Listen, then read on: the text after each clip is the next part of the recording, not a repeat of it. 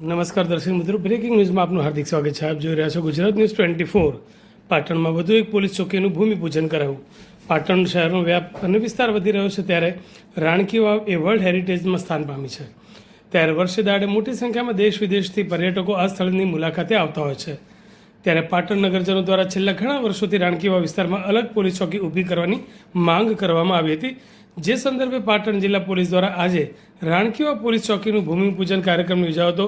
નગરદેવી કાલિકા માતાના મંદિર સામે ખુલ્લી જગ્યામાં ₹20 લાખના ખર્ચે નિર્માણ થનાર રાણીની વાવ પોલીસ ચોકીનું ભૂમિપૂજન ડીવાયએસપી કે પંડ્યા, પીઆઈ કે ભોય, બેબા શેઠ, પીપી પટેલ, ડોક્ટર દીપ શાહ સહિતના મહાનુભાવોના હસ્તે કરવામાં આવ્યું હતું.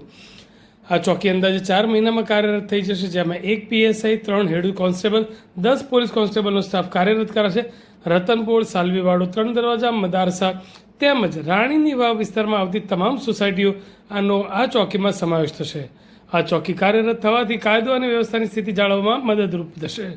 રિપોર્ટર ભાવેશ ભુજક, પાટણ.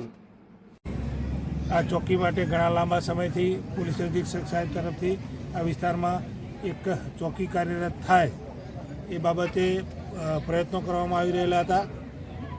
આ જે ચોકી છે એ આપણે રાણીની વાવની નજીક બનાવી રહ્યા છીએ અને બાજુમાં જ જે કેટલાક છે એ આપણા અતિ પ્રાચીન મંદિરો છે અને નવીન સોસાયટીઓ પણ અહીં બનવા પામેલ છે, જેના કારણે બહારના જે મુલાકાતીઓ છે અને જે પાટણના નગરજનો છે આ વિસ્તારમાં જો પોલીસની હાજરી હોય તો સુરક્ષાનો અહેસાસ થાય અને સતત પોલીસની હાજરીના કારણે અહીંયા જે છે એ ગુનાખોરી અને બીજી કોઈ અસામાજિક પ્રવૃત્તિ ડામવામાં તરત જ આપણે ત્વરિત એક્શન લઈ શકીએ. એના અનુસંધાને આજે આ ચોકીનું છે એ નવું જે મકાન બનવા જઈ રહ્યું છે એનું ખાતમુહૂર્ત કરવામાં આવેલ છે.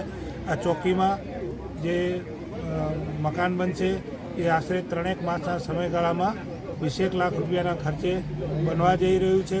આમાં કુલ 3 રૂમ હશે કે જેમાં અહીંયા જે પીએસઆઈ અને જરૂરી સ્ટાફ મૂકવામાં આવનાર છે એ પીએસઆઈને માટે પોતાની એક ચેમ્બર અને બાકી જે રાઇટરોને એમના માટે ઇન્વેસ્ટિગેશન રૂમ અને જે મુલાકાતીઓ, અરજદારો, ફરિયાદીઓ આવે એમના માટે એક વેઇટિંગ રૂમ અને જે વોશરૂમ સાથેની આધુનિક સુખ સગવડ સાથેનું જે આ ભવન છે એ પાટણના નાગરિકો, પ્રતિષ્ઠિત બિલ્ડરોના સહયોગથી બનવા જઈ રહ્યું છે.